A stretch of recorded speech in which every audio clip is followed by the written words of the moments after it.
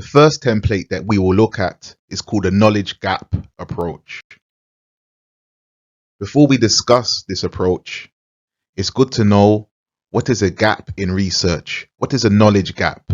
What is a research gap? What is a gap in research? A gap is an area that has not yet been explored or is underexplored in the academic literature. So imagine that we have many studies, many theories, a lot of discussion in a particular area, but we don't have the same level of discussion in another area. This is a knowledge gap. This is a research gap. This is a gap. If you claim that there is a knowledge gap, this is a big claim. This is a massive claim. This is a critical claim. You will be scrutinized for this claim. So we have to make sure that there really is a knowledge gap. How can we know that there is a knowledge gap? Number one, you cannot find any information. Number two, a recent study has mentioned that there is a gap. Number three, a recent event. We will briefly explore these three matters. If you are having trouble finding information, contact your librarian. In the case of Birkbeck College, discuss it with your supervisor and also contact Aidan. Any issues finding information, please email Aidan with a question or book an appointment with him. Alternatively, a recent study has mentioned that there is a knowledge gap. An academic publication will often mention the knowledge gaps. This is great evidence for you. It is the best way to strengthen your claim that there is a knowledge gap.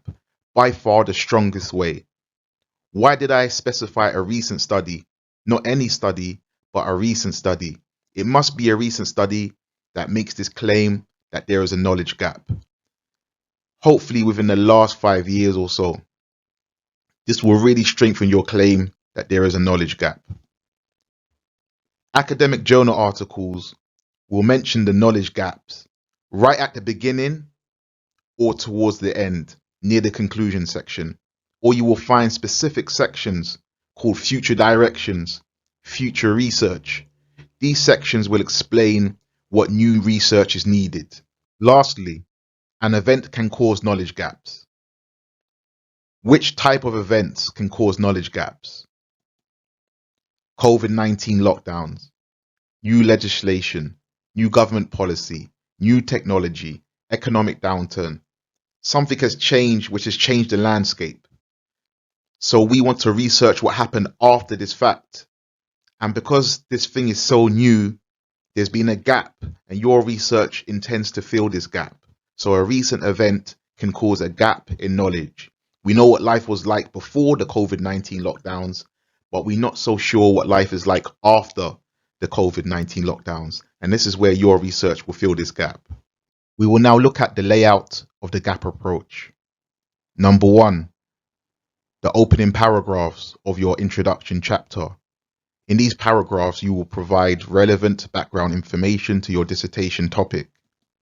Number two, you describe what knowledge is missing. Number three, you'll explain why this knowledge is missing. Number four, you will explain how you will fill this knowledge gap. And finally, number five, you'll explain why you are focusing on this knowledge gap. What is the rationale for focusing on this knowledge gap? We will explore each of these 5 sections in more detail. Number one, the opening paragraphs of your introduction chapter. The first paragraphs of the introduction chapter should give relevant background information to your topic. Here is an example. This student looked at the efficacy of workplace coaching to improve mental well-being. So he provided some relevant information about the efficacy of workplace coaching to improve mental well-being. You have to imagine that the person reading your work, the person marking your work, does not know what you mean by your terms. So he defined efficacy. This is crucial background information. Efficacy can mean many things, so he needed to define it. Workplace coaching, what is that? We need some background information, so he defines it. Do not assume that the reader or the marker is aware of your terms. Mental well-being is a broad term, is a vast term. What does he mean by this? he needs to define what mental well-being means in the context of his dissertation. He also shows how mental well-being relates to workplace coaching. Notice that all the background information that he provides is from the literature. The more you reference, the better this chapter will be. Reference, reference, reference as much as possible. You will never be penalized for over-referencing, but you will be penalized for under-referencing. Number 2. In this second section, after the opening paragraphs, you should describe what is missing. Where is the knowledge gap? Describe the area that has been underexplored or unexplored. Be very explicit. Here is an example.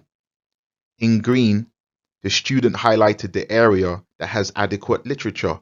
The student describes what knowledge is currently available. This is good. Then in blue, they describe what knowledge is missing from this area. So in this section, describe what knowledge is available, then describe what knowledge is absent. Very simple. This is a small example. You should try to enlarge this paragraph. What knowledge do we have, and what knowledge is not available for us? Here are some examples of academic gap phrases which specify that there isn't sufficient amount of knowledge within this area. This is good for those returning to study or for whom English is a second language. It is still not known whether. Much less is known about X. The nature of X remains clear.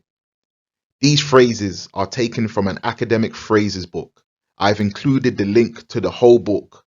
The book contains several other academic phrases for different scenarios. After you have described what knowledge is missing, you should try to explain why it is missing. What could be the possible reasons for this knowledge gap? Why have scholars left this knowledge gap? You need to explain why this gap is here. This is a critical exercise. It demonstrates critical thinking. So you must use cautious language when you uncover the reasons for this gap. Arguably, the lack of literature in this area is due to, possibly, the lack of studies in this area is due to, it is likely that the absence of research is due to. For more examples of cautious language, refer to this link. I have an activity here that you can do at home. I want you to think about some possible reasons for the knowledge gap in this area. The rates of bullying amongst academic staff in UK universities. Why do you think there was a knowledge gap in this area? What could be some of the possible reasons for a knowledge gap in this area? After you have explained why there was a knowledge gap, you need to explain how you will fill this knowledge gap. We have identified the gap. We have identified the reasons for the gap. Now we need to explain how we will fill this gap. What is our plan? In this section, you essentially detail your dissertation or provide a plan for your dissertation. How will your dissertation contribute to the discussion? How will you fill the gap? You can do this by displaying your aims and objectives or research questions. I prefer aims and objectives to research questions because I think it makes the plan very clear and very concise. It's also good to show your supervisor your aims and objectives. This will give him or her a quick snapshot of your whole dissertation. They may not have the time to read too much, so showing them your aims and objectives is a good way to show them your intentions. It's a good way to show them your project. Also, they can help you perfect some of your aims and objectives. The aim is the central aim. For instance, if I wanted to travel to Barbados, that's my central aim. And the objectives are the steps to get there. So in order to get to Barbados, I need to first book a plane ticket, then pack my suitcase, and then drive to the airport. So the aim is the central aim, and the objectives are the steps to get to this aim. So you should think about the central aim for your dissertation, which is essentially your research question, your central research question, and what areas do you need to cover in order to fulfill your aim. Here are some examples of aims and objectives. Example 1.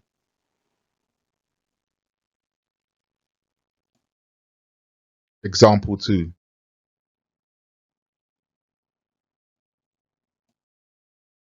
Example 3.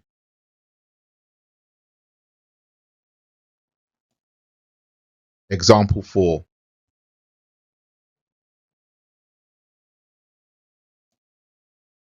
The last section in the gap approach is to explain the importance of filling the gap. You have to explain the rationale, the significance for filling this gap. Just because there is a gap, it does not mean that you should fill it. Not all gaps are created equal.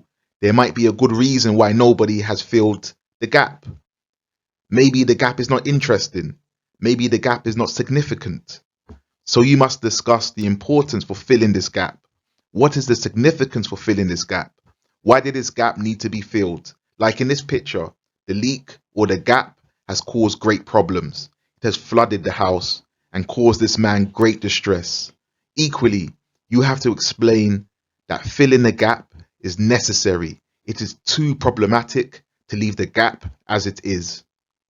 Here is an example from this study on minority ethnic producers employed by the BBC Asia Network. This student explains why it is necessary. Here are some more examples. It is important to document the experiences of BME staff because, and you'll go on to explain why. As long as the gap remains, the issues facing women in the finance sector will remain unidentified. In conclusion, this is the gap approach we have discussed. Here is what the gap approach could look like in writing.